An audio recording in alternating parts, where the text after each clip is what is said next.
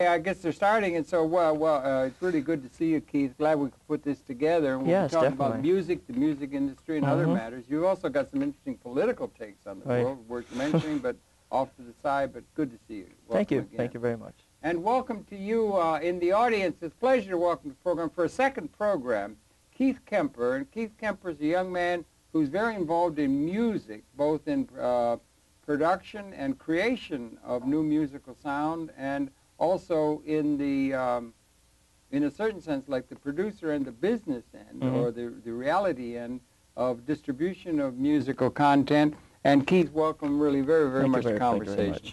We've talked to you in the past, but could you maybe in a real thumbnail kind of way share your own background just as a way to wade into it? Sure. I've been doing music since I was 7 years old. I've done, I've worked with many different artists in the industry. I've done work with the Village People. I'm actually working with an artist right now. His name is Gene Roberts under Val Management, and that's pretty much my big project that's taken off for me right now. I'm doing, I'm getting ready to go online to do live gigs with the band as well. My artist who has the band is also I'm hired as the keyboard player, so forth, and basically that's it in a nutshell.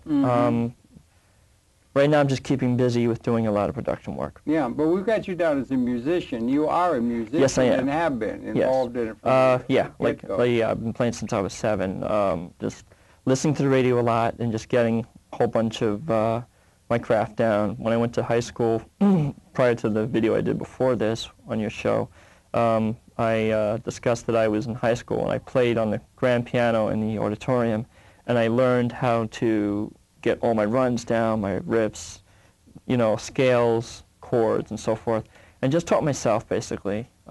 Really? You did? Yeah, I saw a guy on television the other day. I mean, somebody learns how to play the piano. There's two ways. If you're going to be a concert pianist is one thing, and of a completely other nature is people who just in a certain sense sit down and start playing. Yeah, I have one of my interesting skills that I have is I have learned to improvise well enough to make something sound really good, especially a melodic tone or a theme or a score. Like I love scoring. I love, you know, with using MIDI synthesis and using orchestrational techniques.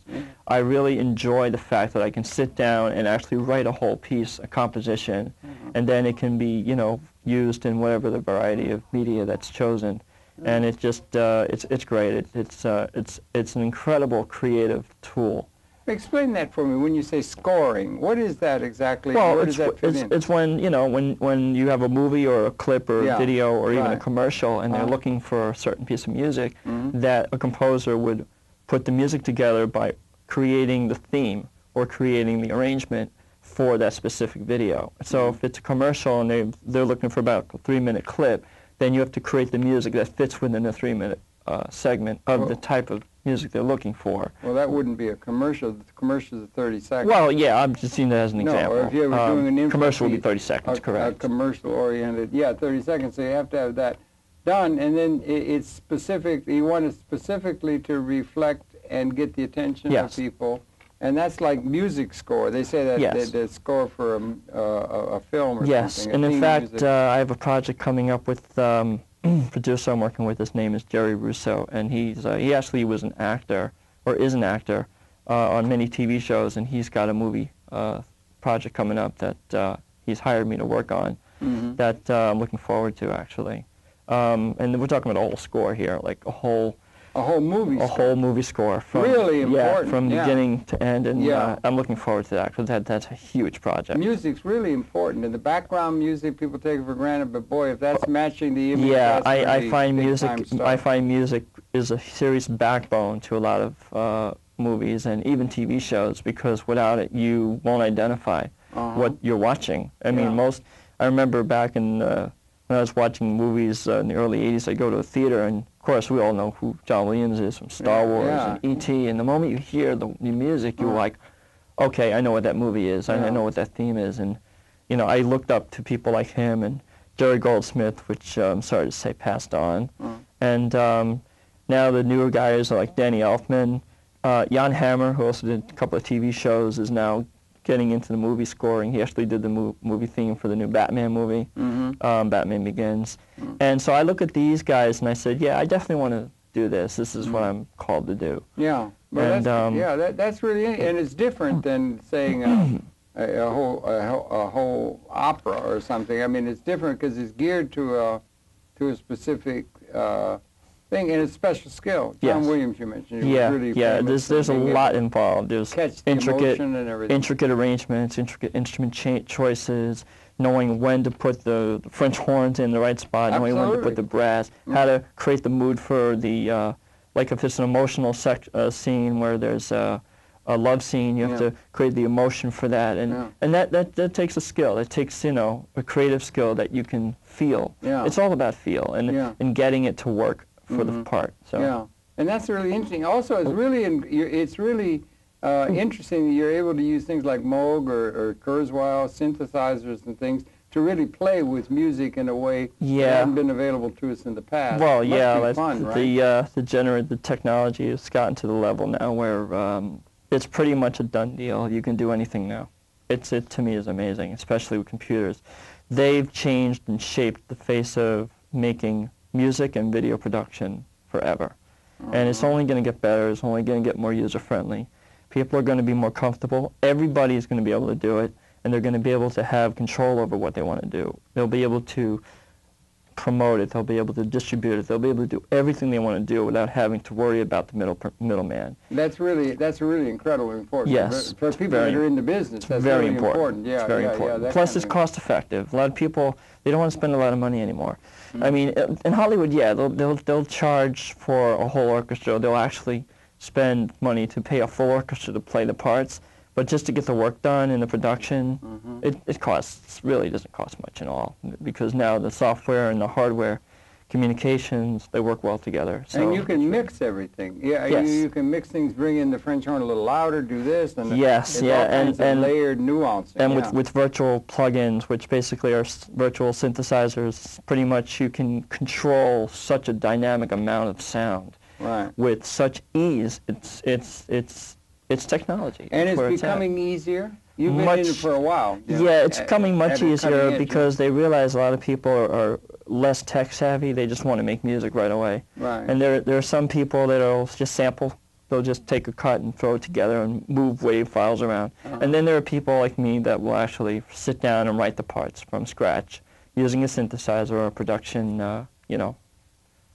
facility to get the work done. I heard you using the term sample. So they can take something and use it, like a lot of the hip-hop got started with sampling and that kind of thing. Hip-hop was known for the sampling market. They'd take an old vinyl and they would, back in the day, they used to scratch the vinyl and create samples that way. And now they just snatch it off of the record itself, throw it into a device and trigger it off of a key, or even now it's digital audio, so they can do it off the screen.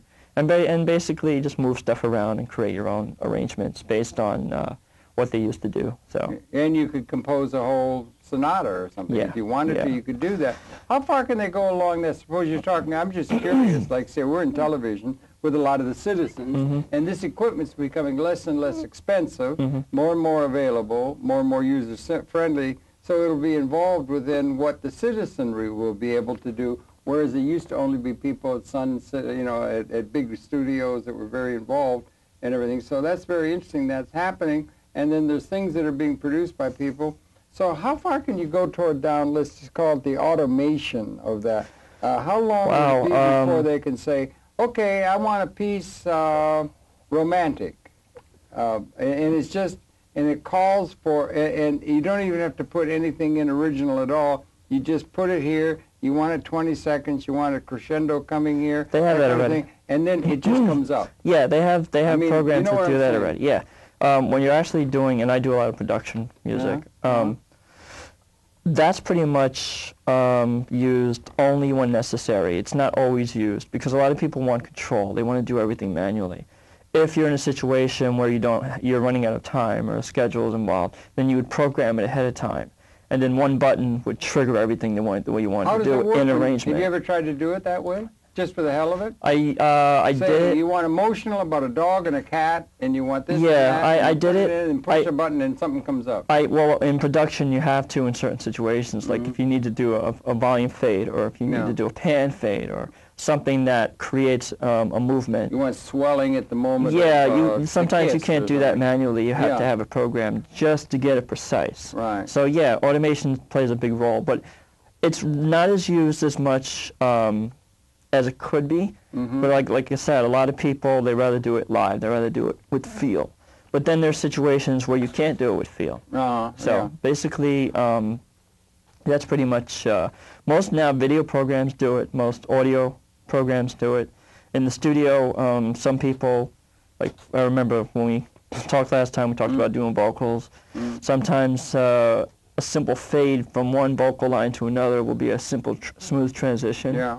So in case the singer can't get that feel, they can program it in the program they're working with, whether it be Pro Tools, whether it be Logic for Mac, whether it be Cubase for PC, Cakewalk for PC, and so forth. Gives you that precision control over the wave that you're recording, whether it be in music, whether it be a wave for a vocal, whether it be an actual instrument, guitar, or even a keyboard player. So it really all depends on the situation. But automation is usually used for specific purposes. Well, I heard a thing, and I don't know if I brought it up last time or something. I had a fellow who's a very audio man who's been in the business for a long time. He's an older man and everything. And he told me something that was really startling to me, and it's not music, but he said that you're able, and they're able to say, let's say you've got a voice that's very distinctive, say Winston Churchill or Orson Welles. You can capture that voice. You can capture the voice, all the intonation, we spoke about this. Words, how it can be done, and then you would in a certain sense capture the sound of that person, the way he speaks, like it's identified when you hear it. And then you could put different words into it, and they would come out in his voice. Yes. Is that something available to us? Of or course to it the is. citizens? It's been around since 1989, I would think. Couldn't they use that to good advantage in ads or in mashups or things where they're doing it? They could use. Well, yeah, I mean, that distinctive voice. Yeah, well, certain people voiceover. That are so well known. It's funny. Or Mr. Bush or Mr. Cheney or Mr. They could use that to good advantage. What I find maybe for humors. Oh yeah, well they've done that on YouTube. Put YouTube. words in their mouth. People have done that on YouTube. They've definitely taken a video and they morphed the vocal. I've seen videos that are really hilarious where they'll completely remove all of the dialogue and somebody will create their own dialogue to make it look like they're speaking. But they will have it come out in the voice of somebody whose voice is well recognized. Yeah, and it makes it look funny. It looks like it makes it look like they're talking in a different way, and it makes the video look a whole new look. It's not the same video that it was before. This video could be done where you're having the image of the person that you're mimicking. Or would that be too tricky to do because the it's or really. you have to have it in noir or something so that you don't see the mouth in real close. No, there's actually people that I've seen when I do a lot of YouTube browsing, and I've seen a lot of videos that are really amazing. I've seen people do voiceovers for President Bush that you would think is President Bush speaking. But what they'll do is they'll capture the voice. Oh, they do it. They can capture the voice. Yeah. That to me is amazing. Some people will mimic it live, and some people will process it with a plug-in on the computer or an effect to turn it to make it sound like Bush. But most people that I've seen really do it. They just do it. They make it sound like it's Bush talking. Yeah, but the lip syncing is. I mean, if it's the lip syncing. I've seen it done on cartoons. They did it on G.I. Joe, they did it on He-Man, they did it on Thundercats. I mean, I laughed hysterically on some of the videos I've seen because they're so creative. And this is, because YouTube is an open source now. Anybody can make their own videos. Yeah. I have a YouTube page also, but I use it a lot differently than most people. What I do is I take what's already available as a video footage, a video clip, and I'll add my own music production under it or a score to show off the reality of what would this look like with an original piece of music, how would it fit? Yeah, they do that with a well-known, let's say, Here to Eternity when they're on the beach, you know, and that, and they put, instead of the score that was originally there, they could put another one that's better. And or take a piece from Superman and do it, and they can mix it up. And it's amazing. It's a creative thing, isn't it? It's very creative, and it takes a lot of time. Oh, it does? Yeah, because you have to know when you're editing video and you're in the video, you should know when you're editing video, you have to know exactly where your spots are going to be. Yeah. And to synchronize it to the video, thank God, the software gives you more control than what they used to do. You know, they used to do everything off of hardware device. It would be synced through SMPTE, which would be synced to a video device and to another video, and they would have to sync through a signal, which now has completely been bypassed because everything is on the screen. So the moment you hit the space bar, they both trigger. And then you can just adjust everything accordingly. So. Well, it gives, that's a lot of technical assistance toward creativity, which is what you want. Yeah. And then to get the effect in terms of the overall thing. You can build your own, I'm also very intrigued, I don't know if it's your bailiwick or not, but the animation. The animation becomes, I don't know how they do that. I don't either. When I was younger, me and my brother were experimenting with this stuff. We sort of took the trait from Disney. Yeah. We did flip pads, and if nobody knows what flip pads are, they're pretty much classic concepts of you taking a pad, and then you draw each character on each page underneath each other, and you just create another movement to the next page, another movement, and creates an animation. Yeah, a lot of drawing, In fact, on one of my YouTube video clips, I have a video where I did a 6-page flip pad series. When I was a kid, you know, I was doing this just to keep myself busy, and it kept me busy. Yeah. I did a flip pad series on He-Man, but it made it turned into a stick figure. What is He-Man? He-Man is a famous cartoon character that, you know, he carried a sword, and he lived in a magical place called Eternia and so forth. So I was really caught up in the special effects that they were using, because they were using computers then, you know, like 1982.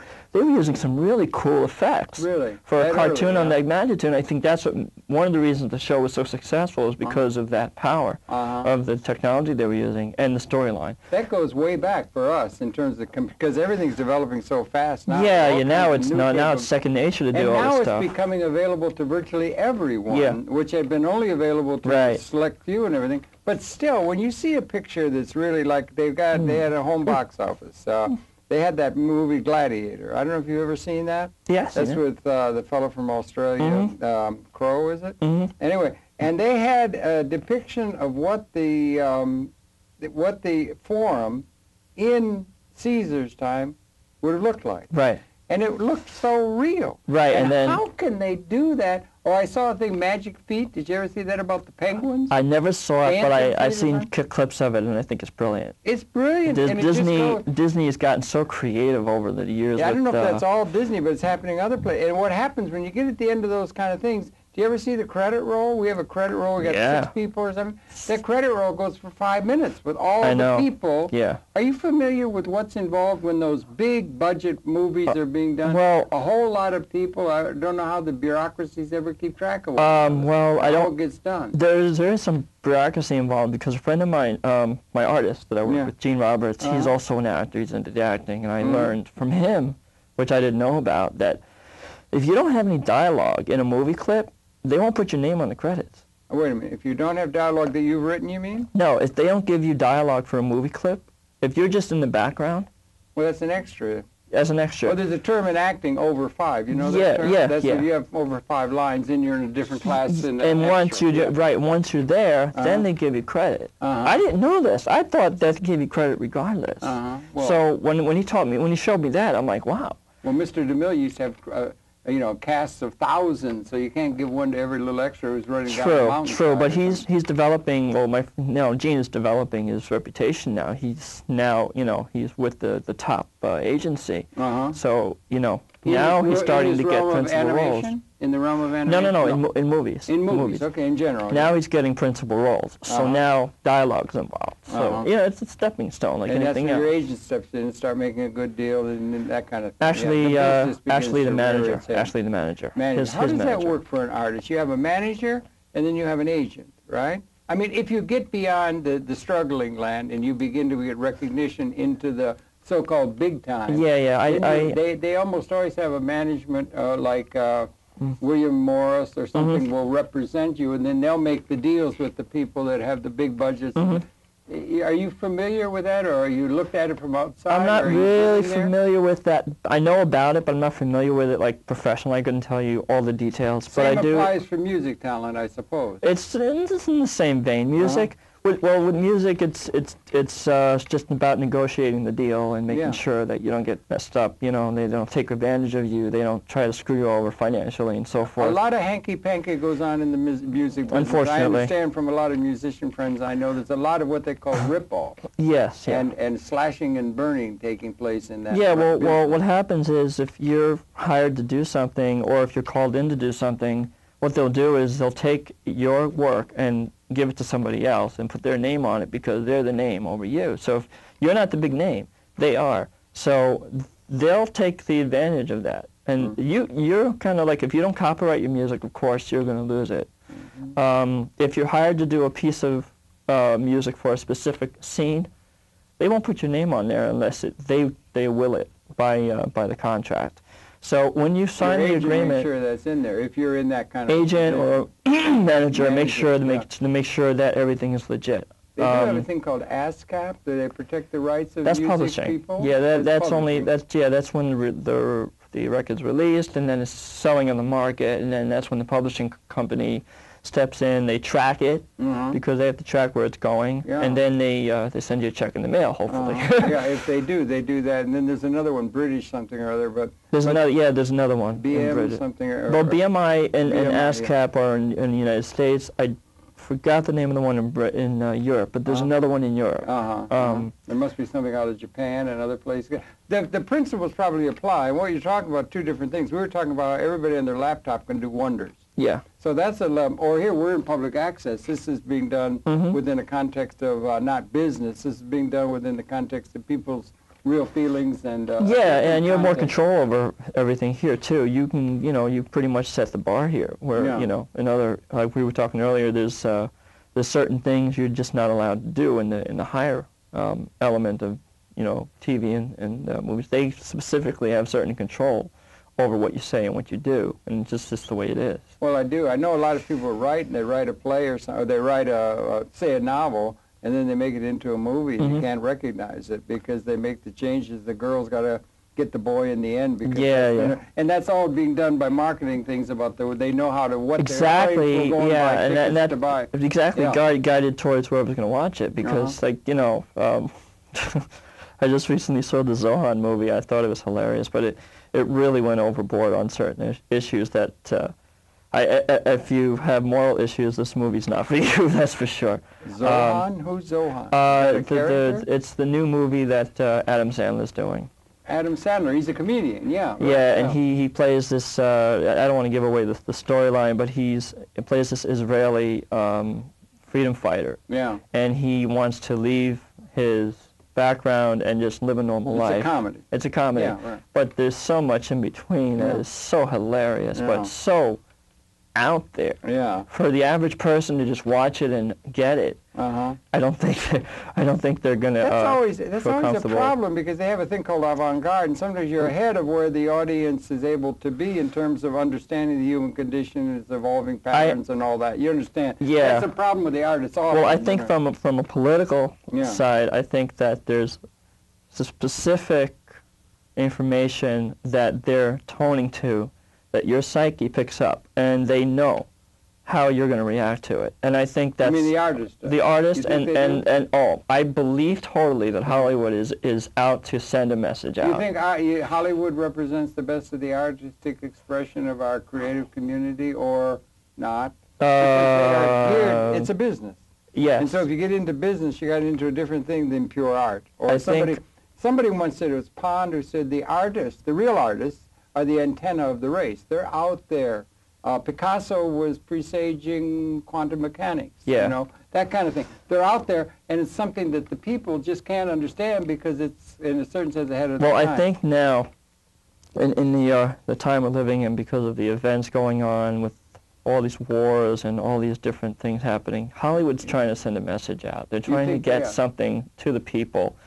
Regular media probably won't talk about. Regular media like television? Yeah, I don't. Which there's more and more all the time. Yeah, I really don't trust the news broadcasts, they don't show you everything. They don't tell you everything. How can they show you everything? They can't show you everything, Keith, because there's only got 15 minutes or something, or half an hour. No, in certain there's situations. A lot going on. No, there is, but you know as well as I do that there's a certain amount of control over what's said and what's done, and that's all political, like you said. You think it's all political, or is it market? I do believe it's political because they have a political agenda. Yes, there is a major political agenda. The television industry and Hollywood are in the same ballpark, or yes, are they separated? I do believe more now than ever that's the direction they're going. Really? And they all have the same. Hey, can you put your finger on what that political and/or economic or message that they're trying to do, other than say make a dollar? I see that sort of change the thinking of religion, change the thinking of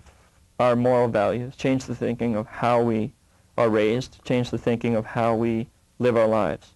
Okay. We watch and we learn, and children. Absolutely, from the media, yeah. Children are the most prone to this. They see it, they act on it. Yeah. And they don't realize that certain things are, out of a moral standpoint, not proper. But then what happens, you hear about it later on, that a case comes in and, the child did this, and parents are, chastising them because they saw it on TV. Yeah. And people don't realize it's a huge influence on children. And do you think they're trying to degrade our traditional moral values? Yes, I do. And if that is the case, there are some people, like, say, for instance, the moral values that underlay, let's say, feudalism at the time, 100,000 years after Rome or something.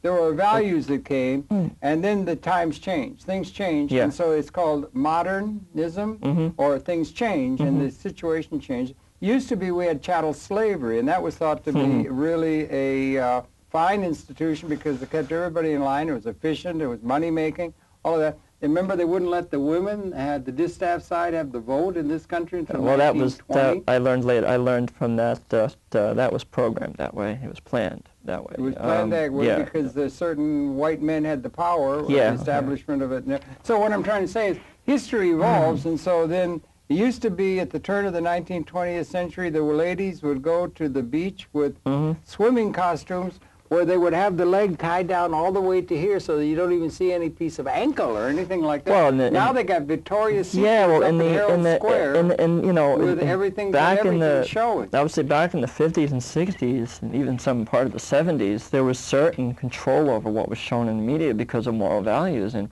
it seems now that's because of the open door policy that media is pulled into everybody. Now we can basically show whatever we want without consequences. Remember when you're too young, I suppose. I'm not, unfortunately. I wish I were. But anyway, that's another story. It's a one-way trip. Fred Allen used to be on the radio. He wrote, you'd be before your time, but Fred Allen was a very funny fellow, and he wrote an autobiography called A Treadmill to Oblivion, which was kind of an interesting title. But they used to have on the they had the radio, and then you had this fellow coming along making break into black music, traditional black music. His name was Elvis Presley, and he went on the Ed Sullivan Show. That was the big show of the time on Sunday. Everybody was watching it. I know it was still black and white, and they would not allow the camera to be anywhere near his waistline or below, because those hips were moving too fast and too suggestively. I think that was. So I think that was probably not as advanced in terms of what should be allowed than what we allow now. I think at that time they were trying to see where they were going with that, how far they're willing to go with it. Yeah. It's funny. We're seeing it how far they're going now in spades. What do you mean? I mean in television they'll just go full tilt. Television, they don't. Television, they've broken the law. The rule. There's no boundaries anymore. Well, back and it used to be. Interesting. What are the boundaries? Because they still allow people to stick knives into each other, and violence and malviolence and unfortunately and all kinds of things. It's the unfortunate happening, and we've all heard it.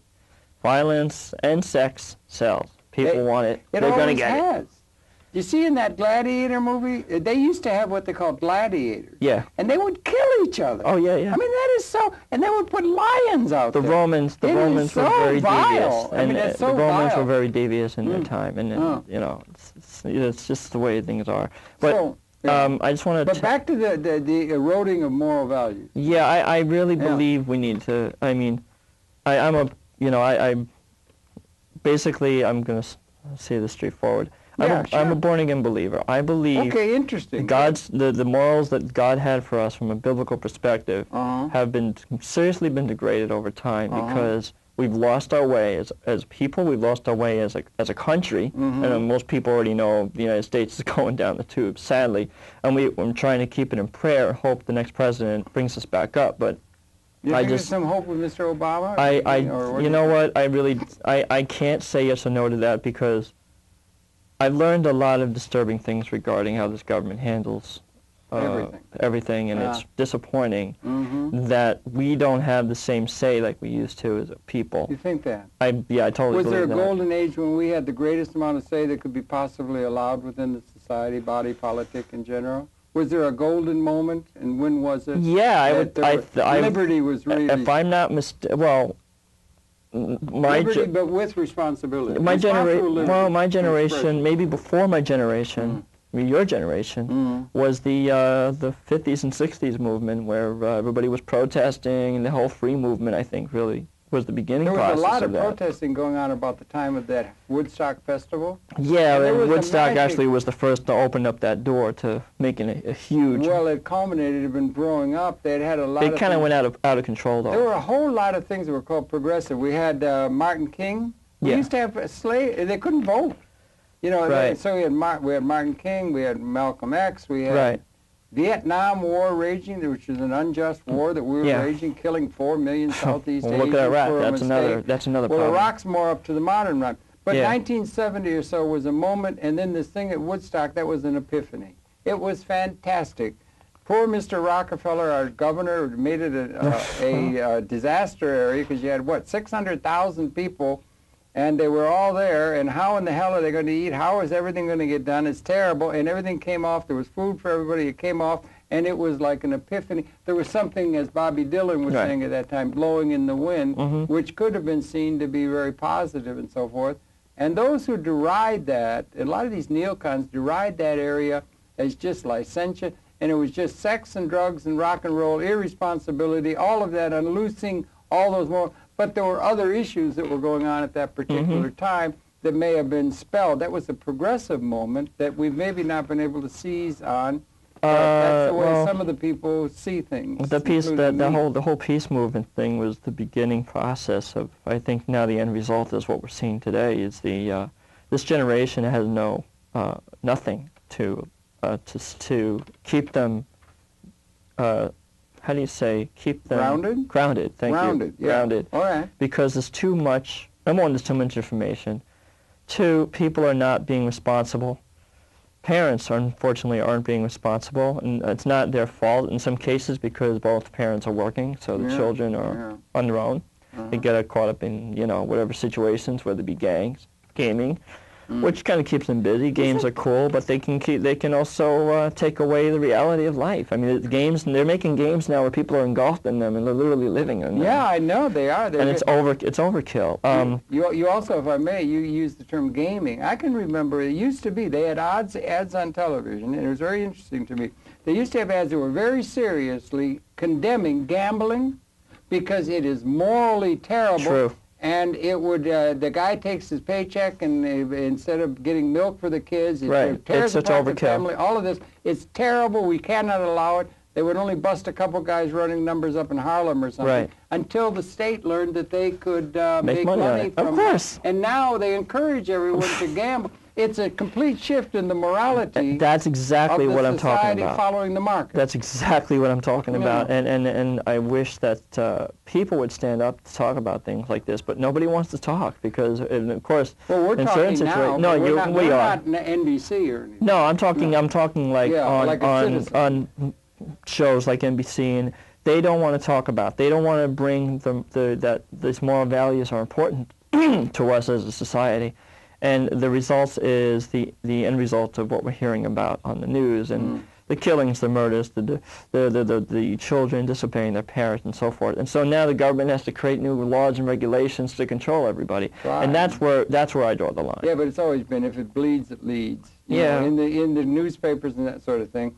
And then, look, one of the things is there's so much we could talk about. This is all very interesting, particularly some of those ideas. Because you're born again, that's really an evangelical, right? Mm-hmm. So you're one of the evangelicals, and that's been those people have been a political support for Mr. Bush. About 40% of his attention has come from those people, and they believe in the good book and John Revelations. I do believe in all that too, but I don't. And we could talk about that, but in your own interest, young man, I'm trying to look out for your own interests here. You have a site, and we want to be sure and get it in. We want to bring it up because it shows some of your music and stuff. Yes. And maybe we can come back to Revelations, John, and Armageddon and that kind of stuff, and the political ramifications of the neocons who were supporting that evangelical Christian Zionists and so forth. Right. I just also want to mention, I'm going to try to focus on production here. Yes, that's right. We get caught up in a lot of conversations. Yeah, there's a lot of tangents. Yeah. Right now, as it stands, like I said, I'm working with my manager Val and the artist Gene Roberts that I work with. We're getting ready to release an album, which is going to be released in July, and it's going to be released pretty much everywhere, online and all the chains, all the regular chains. And while that's going on, I'm also working on a dance project, which I do dance music for production. I've been doing dance productions for quite some time. Good. Since the early '90s. And if people will check this out on my MySpace page at some point, because we're gonna update the new CD we're doing. Last year I did a project with my friend Peter from D1 Music. He's my production partner in dance music. And basically, we did a CD last year called Club Christmas, which did quite well on iTunes and some of the other websites. Holiday, yeah, it was all dance music, instrumental, and we're working on part 2, which is going to be interesting. And was it all original stuff, or did you? No, I basically reproduced some of the classics, all of the famous classics, Jingle Bells, and stuff. Jingle Bells. I can't even remember half of them anyway at this point. To what beat? Reggae? No, what dance. beat? Dance. Club. But there's a lot of different dances. Club. There's techno, there's house, there's Euro house and so forth. It's sort of in the sense of dance, club, progressive, and very pop. Very pop. So when you listen to it, you can give it to any DJ and they'll play it. Yeah, right. That kind of thing. So we're working on part 2, and also working with an artist named Supernova, who is D1's artist, actually. That's a good name, Supernova. Supernova, yeah. He's quite an interesting character, to say the least. He's got his own concept going with his type of music. And he does music on different levels. He does dance, he does pop, he does, alternative. Yeah. He's trying to get outside of the norm. He's trying to do something different than what most people... What's alternative? Very heavy guitar, very heavy band-oriented type of music, and that's the stuff I do with my artist Gene. We do a lot of band-oriented. Music is just a great, big, beautiful thing. I mean, there's so much you can do with it. There's so much you can do. But we wanted to get this little thing, and we've got it so we can call up your website. Yes. If all goes well in the control room, and we want to make sure that we get that on. Okay? Yes. I just want to, because they want to see that. Sure. And go into a sure. They can pull it up right now. So let's see, Josh. Maybe you can go to that site now and bring it up. It'll show some of his music. We're talking with Keith Kemper, musician, producer, and engineer. And let's see if we can't run that website now. It's a MySpace thing of his, and if we could pull that up. And if we keep talking a little bit until they do get it. There it is. Here we go. So let's see if we can pump the sound in here too. Please. Yeah, bring the sound up.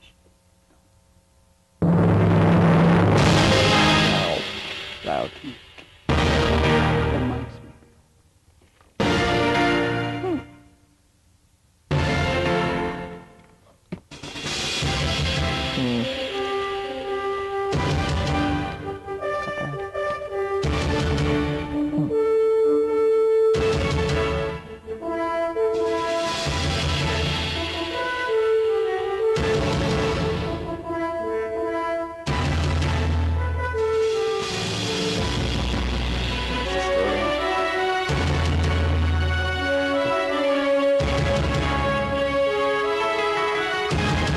Just scroll down.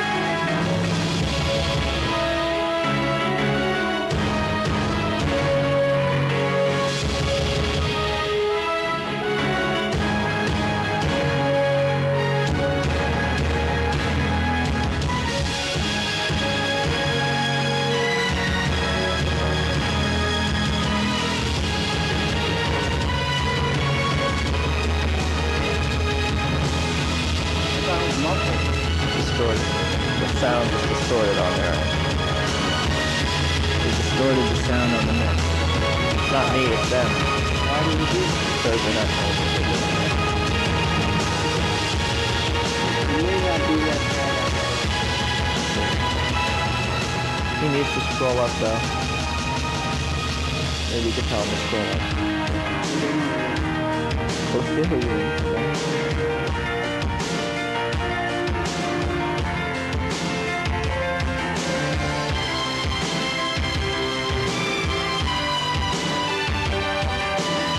You can cut it.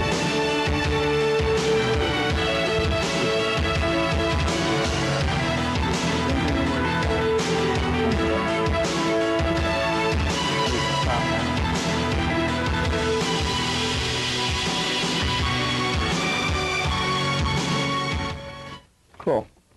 Okay, there we got. It sounded a little distorted in here. I'm not sure. It was a little over modulated, maybe, but that sounded to me like that was originally done. I heard the French horns and that. Yeah. It was like something that would be part of the background for a movie or for a it's or something. It's a piece I wrote in high school actually. Oh, really? And I improvised it on the piano and then turned it into a full orchestration. It's called Circle of Fourths, and basically, it's my instrumental version of what the circle of fourths would be like. And the circle of fourths, well, there's actually a musical term in music that you learn from when you're learning piano. It's called circle of fifths, which is from C to G, G to D.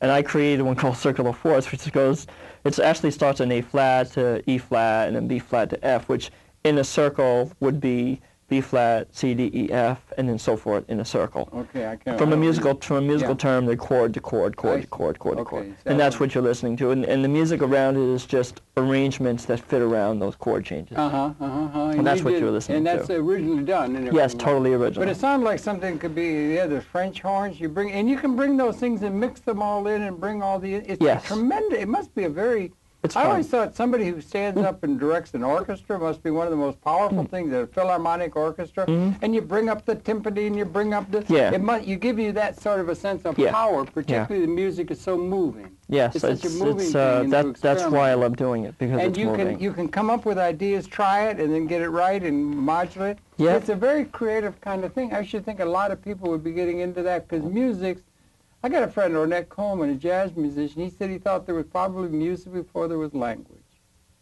Very possibly. That's all conjecture and so forth.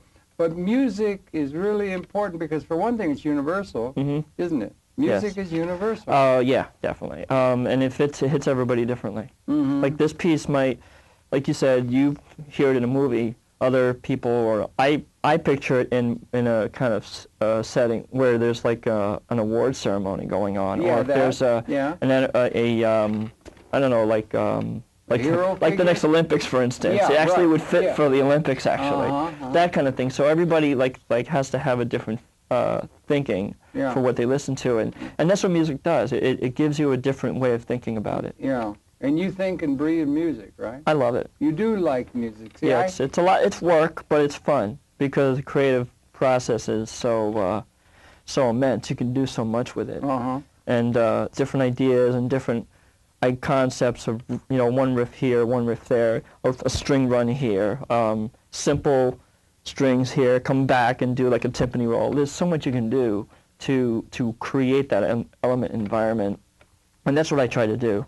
And I like I say, I learned growing up listening to guys like John Williams and these composers from back in the day. Oh, I love John Williams. That man's a genius. Whose names, they used to be different, they would change through time, but the score is so important in the music or in television, in multimedia. Yes, the music is the underground the music underlaying it all is so important, and they would have certain names. Skinner was somebody who was around the movie, and then other people, and they're like stars themselves. Yes. And far as that. Yeah. So are there are people in that realm that are, like Williams comes to mind, because he would be tapped by the people who are going to make a budget movie or something? Well, Williams is, he's so well known. He's done over 50 pieces, and not more. I'm not even guessing 50. He's probably done more than 50. The man's been around since the 50s, which a lot of people aren't aware of. I've done some serious extensive research on him, and he amazes me. I watched one clip of him where they were showing on YouTube, and I was blown away. He was sitting with Lucas and Spielberg, and the technical director, and they're sitting down and they're watching the scene from Star Wars Return of the, Empire Strikes Back, and he's sitting there, he's watching the dialogue with no music at all. And he's just sitting there analyzing it, and he's like, okay, I know what to do. Next thing you know, they show the next clip, and he's standing in front of a full-piece orchestra, and they're playing the music that he wrote right on the screen. And that was like, okay, okay. That's it. Yeah. That was it. And you don't do that no more. Today, everything is done at cut. He did it from the ground up. He did it from the beginning to the end. There was no editing involved. And I think that's what made it more natural. Well, we had the grand opera in the days, hundreds of years ago. They had opera and the music and the cutting and the lyrics too, and then it all comes together. It's a very creative kind of thing to do. Yeah. And time-consuming. Yeah, it's very time-consuming. You can think of it as can you think of it as a hobby? Can you think of it as a business? Some people do it as a hobby, but it's for the love, and for me, it's for the love, but I also want to make money doing it because it's what I do for a living. It's what I do best. That's interesting because then it becomes business, and I understand it's a pretty cutthroat business. It is if you can get around the people that cutthroat you, then it's not so bad. But yeah, and especially when you're first starting out, you're definitely gonna get cut out from different situations. Whenever there's dollars to be made, there's going to be a different mindset that'll come in and will become relevant. Remember Mr. Van Gogh painted all those sunflowers down in Arles and could never sell one. And he didn't have any value. They used one picture of his to block a window in a chicken coop so the chickens wouldn't get out. Because what is this piece of trash here? Just put it up there. And it didn't have any value until it fetched $35 million at Sotheby's. That's funny because just imagine putting music to that and spicing it up that way. It probably would have created more promotion for it. That's like anything else. Yeah, the pearls before swine. This idea that you're making pearls, or people might be doing something really creative to them, and it just doesn't have a popular cut to it or something like that, so it doesn't work. So, and I heard you say also about it, and a lot of the cyber things that are going on, it seems that way to me. YouTube now, you can archive programs available to everybody in the world from now until eternity, until the servers break down. But whatever, you can do that with something. A citizen can do that now, and they could be including, it almost can be done on their desktop with equipment that they can get at Radio Shack. And it's opening it up to a mass number of people who can put things up, and you don't have to be concerned with the money because the cost is so low. Exactly, you're doing it all yourself. So, and things are trending. Excuse me, let me finish it out, Keith. Things are trending to where everything's going to be available to everybody for free. Right? Is that not a trend you can see that's clearly marked out by the curve of things? It's definitely going in that direction. Now, that's a different kind of world than when you have to make money at it. Well, right now, YouTube is trying to make money because they just threw an advertisement at me on email. They're making money on the side. Like Google makes money on their ads or something. That's how they're so successful. YouTube is now going to start charging for videos. They talked about it on their site. But what I've been really... You mean to park them there, to archive them? Yeah, to upload to them? They're going to start charging? They're going to start charging Even the old grandfathered in people? Not sure. Not sure. I know you're concerned, but I don't know. I'm grandfathered in, and the heck with these young kids coming along. I know. Keep them off the... And they just set up here, I just talked to a person here at MNN, and they're going to be putting up they're going to be drawing upon a 50 terabyte server. That's amazing. That's more space than I can handle. And they're going to have terabyte computer. Yeah. You know what I'm saying? It's opening upon abundant capacity. Yeah. So people can create, and what is the money? What is the money that is the attraction, and it motivates virtually all of our institutions and everything? People go to school to get a degree so they can make money at some job they do or something. But the motivation of money, what about if everybody can make whatever they want? And are we heading for a time where the values that have underlaid Western civilization, you were talking about modernization and that kind of stuff, are we getting to the point where there's going to be a society of people who will have access to everything to do what they want and have what they want and need so that the money motive will not be there? Or is the money a matter of recognition that sets you apart from everybody else like a star? What's the reason for the money other than you have to pay the rent? I think that... which is an important value. No. The money is probably mostly spent for some of the hardware that's going to be used to get it out to market, to the but bigger markets. That's eroding all the time in cost. Yeah, and I think that until big business steps aside and lets the little guys out there do their own thing, I think then money will no longer be an important issue. It'll be focused on, it'll be just about creative flow. Well, suppose everybody could put whatever they want up on something, YouTube or Blip or something like YouTube or or even Blog TV. The thing that Blog TV is another one. That's you amazing. Put me in touch with. They got another system where you can do video conferencing on your computer with people all over the world. Totally recommend everybody playing with Blog TV. Okay, Blog TV. We'll get back to it. You can do video conferencing. It's really good. It does everything. I'm just learning. You just taught me about it the other day, and I'm really happy. I'm going to learn. I have to learn slow. When you're dealing with older people, you have to go slow because they don't know that the Zorch connects to the Zilch, and you should jump up 3 times to hit it upside the head to make it work. And that they don't know all that stuff that you guys know so well, but it's there. But the point is the trend. The trend is for everything to become available, and the price is eroding. And what's coming out of the labs, the computer labs, or the exponential increase in capacity for all these cyber things is morphing over into the cell phone universe now. Yeah. That's probably 3 billion, I don't know, billion people. And it's a money-making scheme like anything else. What is the money making? Well, right now, different agencies, different industries are looking at the cell phone as their next market to make money, to sell their product on Well, the that's phone. what's driven it, hasn't it? Yes, that's what drove Mr. Gates and all these things is doing. But it's leading to a point where the money, where it's leading to in information capability is leading to where everything's going to be available for free. Yeah, I look at money So that's a big change. I look at money as nothing more than a tool to get the job done. Money is not here to make us worry or make us live on it. Okay, let's suppose the real value of human society is who can hit a ball with a club into a hole 400 yards down the grass area. That's what human purpose is about.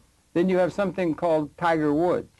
So Tiger Woods is a star. He stands out. And if he was in a golf match and it's all hyped up and everything like that, and there was no reward for him for being so good, or if somebody won a boxing match and that's it, you just won, you went off and had a beer or something. Do you understand? The money motive is the thing that separates the stars from the common folk. Well, I do, but you understand what I'm saying? Right. Going back to my my belief, in my faith, is I believe God gives everybody a talent. If you don't acknowledge it came from God, then the fame and the fortune that you take from it is not going to be as fulfilling.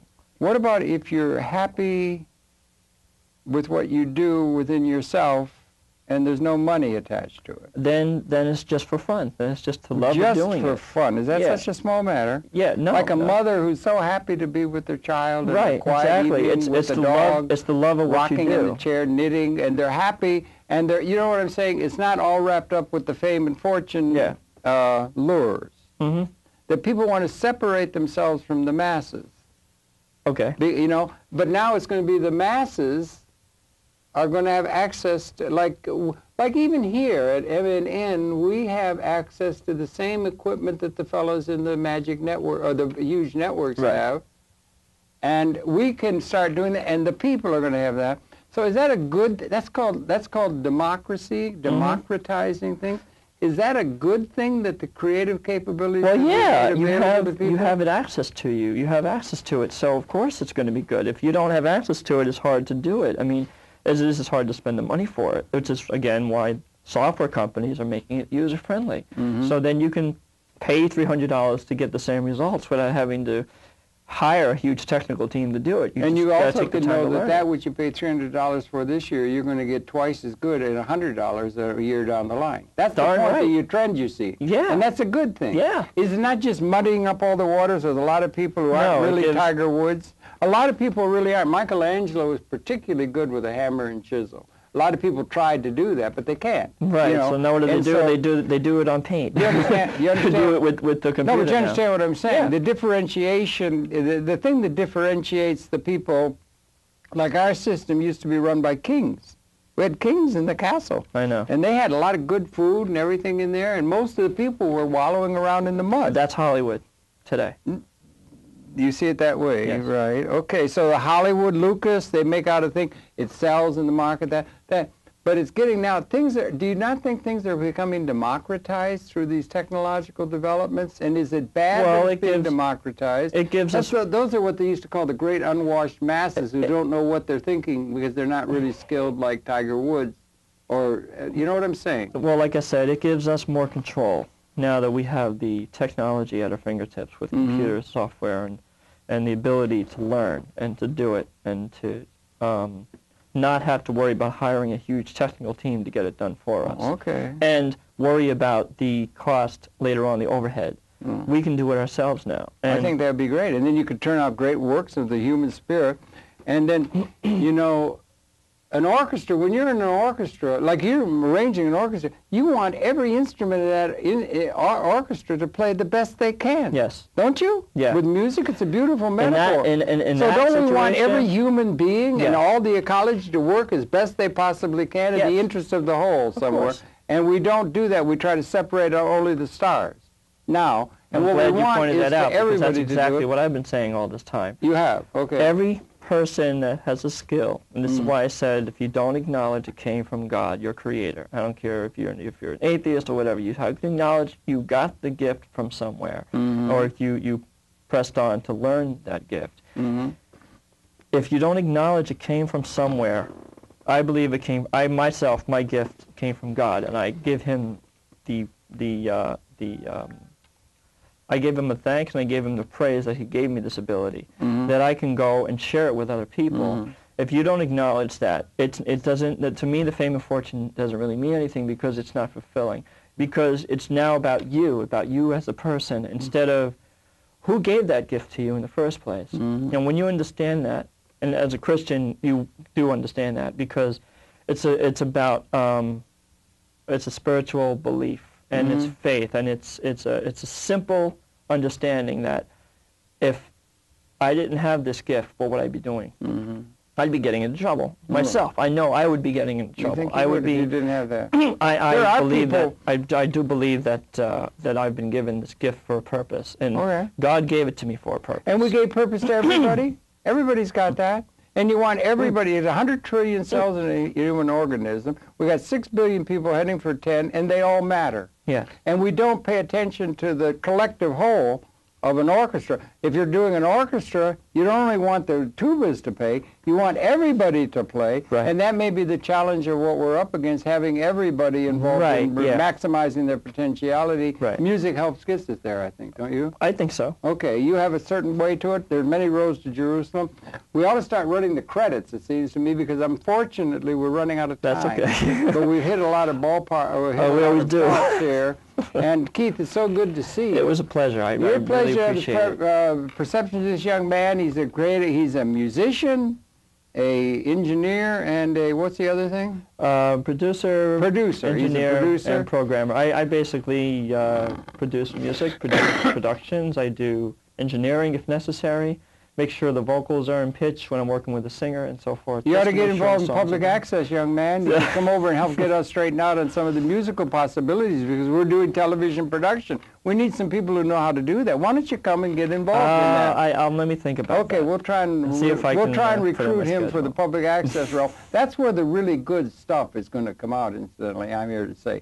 Keith, thanks a lot for coming in. Pleasure. Thank you. Tuning in. We'll be coming back in tomorrow. That's it for this particular program. And one more time, Keith, thanks a lot for such a very well-led life. Thank you. We could have talked more about the Christian That's okay. thing and everything, That's but maybe on another thing. We thing. got enough out. Okay, We always get into conversations about everything. Yeah, right, It's pretty cool. Okay.